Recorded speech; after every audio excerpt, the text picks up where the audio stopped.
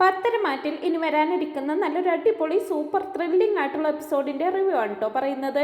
അങ്ങനെ സത്യങ്ങളെല്ലാം തിരിച്ചറിഞ്ഞ് ദേവയാനി നയനെ കൂട്ടിക്കൊണ്ടുവരുന്നതോടുകൂടി അനാമികയുടെ കഷ്ടകാലം തുടങ്ങണേ. അതുവരെ അനാമിക പടുത്തുയർത്തിയിരുന്ന കള്ളങ്ങളെല്ലാം ചീട്ടുകൊട്ടാരം പോലെ പൊളിഞ്ഞു വീഴുന്നുണ്ട് എല്ലാവർക്കും മുമ്പിൽ. ദേവയാനി നയനെ കൂട്ടിക്കൊണ്ടുവന്നതിന് ശേഷം തന്റെ ജീവൻ രക്ഷിച്ചതിന്റെ പ്രത്യുപകാരമായിട്ട് ഒരുപാട് സ്വർണവും മറ്റുമൊക്കെ ദേവയാനി നയനയ്ക്ക് സമ്മാനമായിട്ട് നൽകുന്നുണ്ട്. ഇതെല്ലാം കണ്ട് സഹിക്കാനാകാതെ കണ്ണുകടിയുമായിട്ട് നടക്കായിരിക്കും അനാമിക.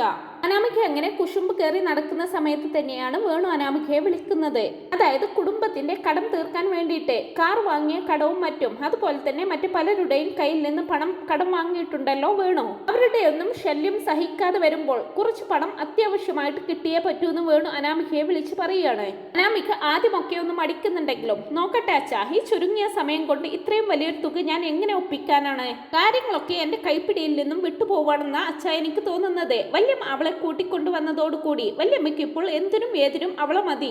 വല്യമ്മയുടെ സ്നേഹമൊക്കെ കണ്ടപ്പോൾ ഈ വീടിന്റെ താക്കോല് എന്റെ കൈപ്പിടിയിൽ എത്തുമെന്നാണ് ഞാൻ കരുതിയിരുന്നത്. അതൊന്നും ഇനി നടക്കുമെന്ന് തോന്നുന്നില്ല അച്ഛാ. ഇവിടെ സർവ്വ അധികാരം ആ നയനയ്ക്കാണ്. എന്തായാലും അച്ഛൻ പറഞ്ഞതല്ലേ, ഞാൻ ഒന്ന് ശ്രമിച്ചു നോക്കാം. എനിക്ക് കുറച്ച് സമയം തരണമെന്നൊക്കെ പറയുകയാണ് വേണുവിനോട് അനാമിക. മോളുടെ ബുദ്ധിമുട്ട് എനിക്ക് അറിയാഞ്ഞിട്ടല്ല, പക്ഷെ കാര്യങ്ങളൊക്കെ നമ്മളുടെ കൈവിട്ടു പോകുകയാണെന്നാണ് എനിക്ക് തോന്നുന്നത്. ആ വീട്ടിലുള്ള മോളുടെ നിലനിൽപ്പിനെ പോലും അത് ചിലപ്പോൾ ബാധിച്ചേക്കാം. അതുകൊണ്ടാണ് അച്ഛൻ മോളെ ഇങ്ങനെ നിർബന്ധിക്കുന്നത്. എത്രയും പെട്ടെന്ന് എനിക്ക് കുറച്ച് പൈസ അറേഞ്ച് ചെയ്ത് തന്നിട്ടില്ലെങ്കിൽ നമ്മൾ കൂട്ടത്തോടെ ജയിലിൽ പോകേണ്ടി വരും. വേണു ഇങ്ങനെയല്ല പറയുന്നത് കേൾക്കുമ്പോൾ അനാമികയ്ക്കും ശരിക്കും പേടിയാകുന്നുണ്ട്. മറ്റൊരു വഴിയുമില്ലാതെ എന്തായാലും ഞാനൊന്ന് നോക്കട്ടെ അച്ഛാ, പക്ഷെ ഉറപ്പൊന്നും പറയുന്നില്ലെന്നും പറഞ്ഞുകൊണ്ട് അനാമിക ഫോൺ കട്ട് ചെയ്യാണ്. പിന്നീട് അനാമിക ഇങ്ങനെ ആലോചിക്കുന്നുണ്ട്, എന്തൊക്കെയാണെങ്കിലും ഇത്രയും വലിയൊരു തുക പെട്ടെന്ന് പണമായിട്ട് ചോദിക്കുക എന്ന് പറഞ്ഞാൽ അത് നടക്കുന്ന കാര്യമല്ല. അതിന്റെ കാര്യവും കാരണവും ഒക്കെ വിശദീകരിക്കേണ്ടി വരും. എന്നെയാണെങ്കിൽ ഇവിടെ ആർക്കും കണ്ടുകൂടാ. അപ്പോൾ ചിലപ്പോൾ കള്ളങ്ങൾ പൊളിയാനും സാധ്യതയുണ്ട്. അത് മാത്രമല്ല, ഞങ്ങൾ ഒരുപാട് സ്വത്തും സമ്പാദ്യവും ഒക്കെ ഉള്ള കുടുംബക്കാരാണെന്നല്ലേ ധരിപ്പിച്ചു വെച്ചിരിക്കുന്നത്. അപ്പൊ അങ്ങനെയുള്ള ഒരു അവസരത്തിൽ ഇത്രയും വലിയൊരു തുക കടമായിട്ട് ചോദിച്ചാലേ അത് എല്ലാവർക്കും ഒരു സംശയത്തിന് ഇട കൊടുക്കും. അങ്ങനെ വന്നാൽ താൻ ഇവിടെ കടന്നുകൂടിയത് എന്തിനാണോ ആ ഉദ്ദേശങ്ങളൊക്കെ നടക്കാതെ വരും എന്നെല്ലാം കണക്ക് കൂട്ടുന്നുണ്ട് അനാമിക. അതുകൊണ്ട് തന്നെ ഒന്ന് ആലോചിച്ചതിന് ശേഷം സ്വർണത്തിൽ കൈവക്കാൻ തീരുമാനിക്കുകയാണ് അനാമിക. ഈ വീട്ടിൽ ഏറ്റവും കൂടുതൽ സ്വർണ്ണ ശേഖരമുള്ളത് ദേവയാനിക്കാണെന്ന് അനാമികയ്ക്ക് നന്നായിട്ട് അറിയാം. കുറെ അധികം സ്വർണം ദേവയാനി നയനയ്ക്ക് കൊടുത്തെങ്കിലും ഇനിയും അതിന്റെ ഇരട്ടിയിലധികം ദേവയാനിയുടെ കയ്യിൽ ഉണ്ടാകുമെന്ന് അനാമികയ്ക്ക് നന്നായിട്ട് അറിയാം. അതുകൊണ്ട് വല്യമ്മയുടെ ശേഖരത്തിൽ നിന്ന് തന്നെ കുറച്ചധികം മോഷ്ടിക്കാം. കുറച്ച് സ്വർണം മോഷ്ടിച്ചെന്ന് കരുതി എന്നെ ആരും കുറ്റപ്പെടുത്താനോ സംശയിക്കാനോ ഒന്നും വരുന്നില്ല. ഇനി അഥവാ വന്നാൽ തന്നെ എന്തെങ്കിലും പറഞ്ഞു പിടിച്ചു നിൽക്കാനും എനിക്കറിയാം. ഇനി അതിലും നിന്നില്ലെങ്കിൽ ആ നവ്യയെ ഇതിലേക്ക് വലിച്ചേക്കാം. അനിയത്തിക്ക് അമ്മായിയമ്മ സ്വർണം കൊടുത്തപ്പോൾ അതിൽ നിന്ന് കുറച്ച് തനിക്ക് കൂടി കിട്ടിയാൽ പുളിക്കുമോ എന്ന് ചിന്തിച്ച നവ്യയാണ് ഇതിന്റെ പിന്നിലെന്ന് വരുത്തി തീർക്കാമെന്നൊക്കെ തീരുമാനിക്കുകയാണ് അനാമിക.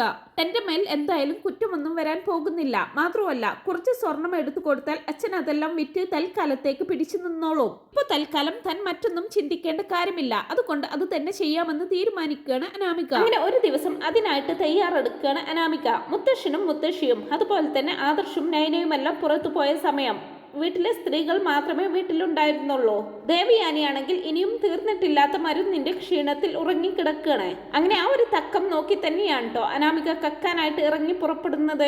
അങ്ങനെ അനാമിക പതിയെ പതുങ്ങി ദേവയാനിയുടെ റൂമിലേക്ക് എത്തുകയാണ്. വളരെ അത്യാവശ്യമായിട്ട് പണം വേണം എന്ന് പറഞ്ഞത് കൊണ്ട് തന്നെ മറ്റൊന്നും ചിന്തിക്കാതെ അനാമിക ആ ഒരു കൃത്യം ചെയ്യാൻ ഇറങ്ങി പുറപ്പെടുകയാണ്. അങ്ങനെ അനാമിക ദേവയാനിയുടെ റൂമിലേക്ക് വരുന്നുണ്ട്. ദേവയാനിയാണെങ്കിൽ റൂമിന്റെ ഡോറ് പതിയെ ചാരിയിട്ട് മാത്രമേ ഉണ്ടാവുള്ളൂ. അനാമിക പതിയെ അത് തുറന്നു നോക്കുമ്പോൾ ദേവയാനി നല്ല ഉറക്കത്തിലായിരിക്കും. ഉച്ചയോണും മരുന്നുമൊക്കെ കഴിച്ച് ദേവയാനി അവിടെ മയങ്ങിക്കിടക്കുന്ന കാഴ്ച കാണുന്നതും അനാമികയ്ക്ക് സന്തോഷമാകുന്നുണ്ട്. അനാമിക ഇങ്ങനെ മനസ്സിൽ പറയുകയാണ്, ആഹാ കൊള്ളാം, വല്യമ്മ ഉറങ്ങിക്കിടക്കുകയാണ്. ഇത് തന്നെയാണ് പറ്റിയ സമയം. ഇനി അഥവാ അവരെങ്ങാനും ഉണരുകയാണെങ്കിൽ വല്യമ്മയെ കാണാൻ വേണ്ടി വന്നതാണെന്ന് പറയാം. അല്ലാതെ ഇതിൽ പേടിക്കേണ്ട കാര്യമൊന്നുമില്ലെന്നൊക്കെ മനസ്സിൽ പറഞ്ഞ് സ്വയം ധൈര്യം കൊടുക്കുകയാണ് അനാമിക. അതിനുശേഷം ശബ്ദമുണ്ടാക്കാതെ മെല്ലെ ഡോർ തുറന്ന് പതിയെ അകത്തേക്ക് കയറുകയാണ് അനാമിക.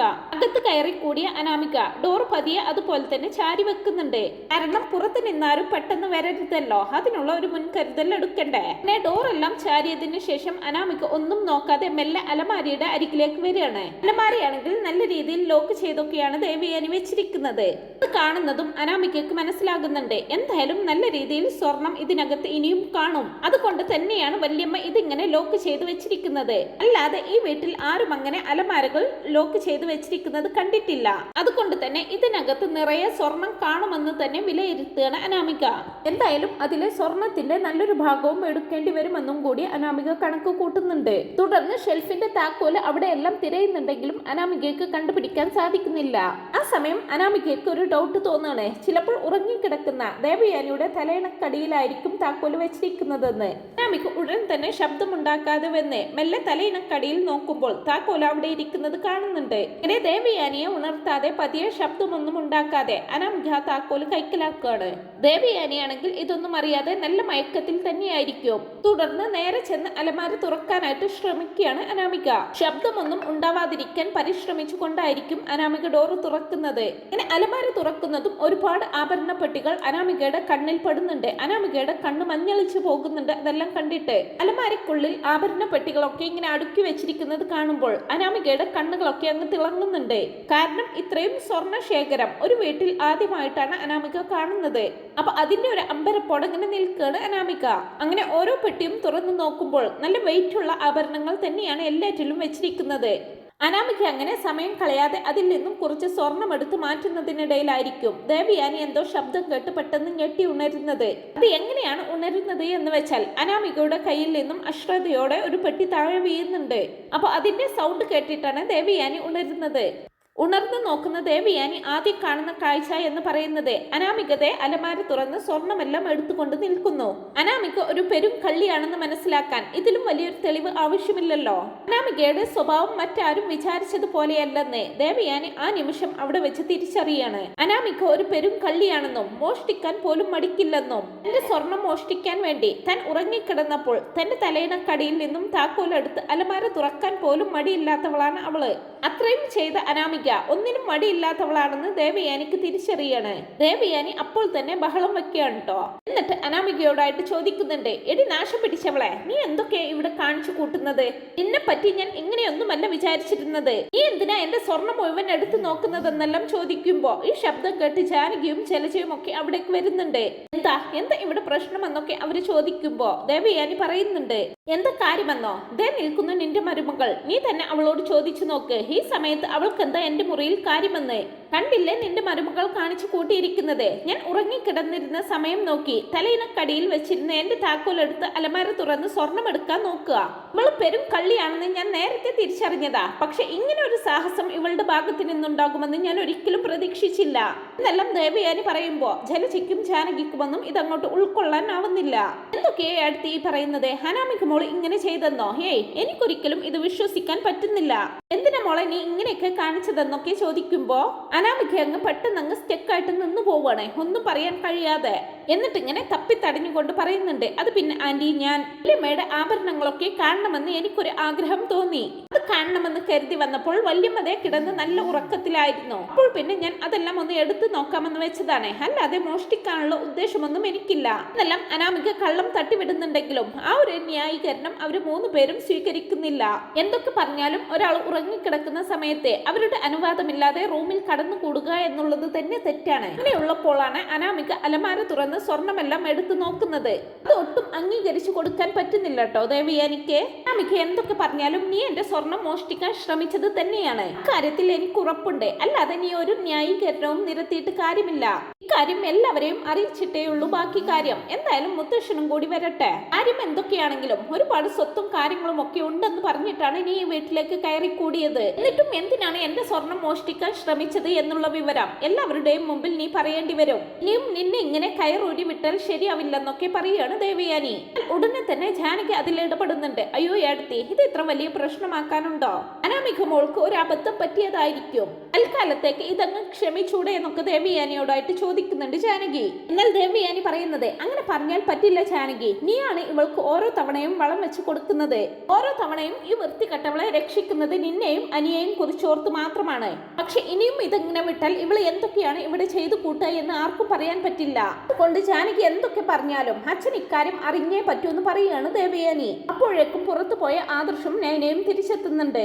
അമ്മയുടെ റൂമിൽ നിന്നും ഉച്ചത്തിലുള്ള സംസാരം കേൾക്കുന്നതും എന്താ ഇവിടെ പ്രശ്നമെന്നറിയാൻ വേണ്ടി ആദർശും നയനയും വേഗം തന്നെ അവിടേക്ക് വരുന്നുണ്ട്. എന്താ അമ്മ ഇവിടെ പ്രശ്നം? ഇവിടെ എന്തോ ഒരു ബഹളം, അങ്ങ് റോഡിൽ വരെ കേൾക്കാമല്ലോ നിങ്ങളുടെ ഉച്ചത്തിലുള്ള സംസാരം എന്നൊക്കെ ആദർശ് ചോദിക്കുമ്പോ, അത് പിന്നെ മോനെ ഇവളുണ്ടല്ലോ ഈ നിൽക്കുന്ന പെരുങ്കള്ളി, ഞാൻ ഉറങ്ങിക്കിടക്കുന്ന സമയത്ത് എന്റെ അലമാരയിൽ നിന്നും സ്വർണം മോഷ്ടിക്കാൻ ശ്രമിച്ചു കൊണ്ടിരിക്കുകയായിരുന്നു. എന്നാൽ ശബ്ദം കേട്ട് ഞാൻ ഉണർന്നത് കൊണ്ട് മാത്രം അവളെ കൈയോടെ പിടിക്കാൻ പറ്റി, ഇല്ലെങ്കിൽ സ്വർണം നഷ്ടപ്പെടുന്നത് ഞാൻ ഒരിക്കലും അറിയില്ലായിരുന്നു. ഇനി മോൻ പറ, ഞാൻ ഇവളെ എന്താ ചെയ്യേണ്ടതെന്നൊക്കെ ചോദിക്കുകയാണ് ദേവയാനി. ഇത് കേൾക്കുമ്പോ ആദർശും നയനയും വിശ്വസിക്കാനാകാത്തതുപോലെ അനാമികയെ നോക്കി നിൽക്കുകയാണ്. ഉടനെ തന്നെ ആദർശ് അനാമികയുടെ അരികിലേക്ക് ദേഷ്യത്തിൽ വരുന്നുണ്ട്. സത്യാണോ അനാമിക ഞാൻ ഈ കേൾക്കുന്നതൊക്കെ? നിനക്ക് എന്തിനാണ് എന്റെ അമ്മയുടെ സ്വർണം? നീ ഇവിടേക്ക് വന്ന് കയറിയ അന്ന് നിനക്ക് ആവശ്യത്തിൽ കൂടുതലുള്ളത് എന്റെ അമ്മ തന്നിട്ടുണ്ടായിരുന്നല്ലോ, അതെല്ലാം എന്നിട്ട് എവിടെ പോയി? അല്ല നിനക്കെന്തിനാ ഇപ്പൊ എന്റെ അമ്മയുടെ സ്വർണം എന്നൊക്കെ ആദർശ് ചോദിക്കുമ്പോ ഒന്നും മിണ്ടാനാകാതെ ആകെ ഇങ്ങനെ പതറി നിൽക്കുകയാണ് അനാമിക.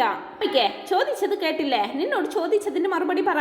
ഒരുപാട് ഭൂസ്വത്തും സമ്പാദ്യവും ഒക്കെ ഉള്ള കുടുംബക്കാരാണ് നിങ്ങളെന്നല്ലേ മേനി പറച്ചിൽ. എന്നിട്ടിപ്പോൾ എന്റെ അമ്മയുടെ സ്വർണം എന്തിനാ നീ മോഷ്ടിക്കാൻ ശ്രമിച്ചതെന്ന് ആദർശ് വീണ്ടും എടുത്തു ചോദിക്കുമ്പോ, ദേ വെറുതെ കാര്യം അറിയാതെ സംസാരിക്കരുത്. നിങ്ങളൊക്കെ എന്താ കരുതിയത്? ഞാൻ മോഷ്ടിക്കാൻ വേണ്ടി ഈ റൂമിൽ കയറി കൂടിയതാണെന്നോ? ഇല്ലിമേ നോക്കാൻ വേണ്ടിയാണ് ഞാൻ ഈ മുറിയിലേക്ക് വന്നത്. അപ്പോൾ ചുമ്മാ അലമാര തുറന്നു കിടക്കുന്നത് കണ്ടപ്പോൾ ഞാനൊരു കൗതുകത്തിന് വേണ്ടി നോക്കി പോയതാ, അല്ലാതെ നിങ്ങൾ പറയുന്നത് പോലെ മോഷ്ടിക്കാനൊന്നുമല്ല ശ്രമിച്ചത്. വല്യമ്മ എന്നെ തെറ്റിദ്ധരിച്ചതാണെന്നൊക്കെ പറയുകയാണ് അനാമിക. അനാമിക വെറുതെ കള്ളം പറയരുത്, എനിക്ക് ഒരു തെറ്റിദ്ധാരണയും ഇല്ല.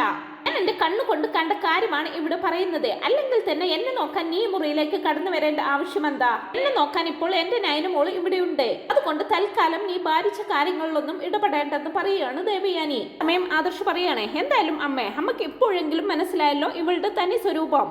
സത്യങ്ങളെല്ലാം അമ്മ തിരിച്ചറിഞ്ഞു. നയനെ അമ്മ പൂർണ്ണ മനസ്സോടെ അംഗീകരിച്ചു. പക്ഷെ അമ്മ ഇനിയും അറിയാത്ത ചില സത്യങ്ങളുണ്ട്.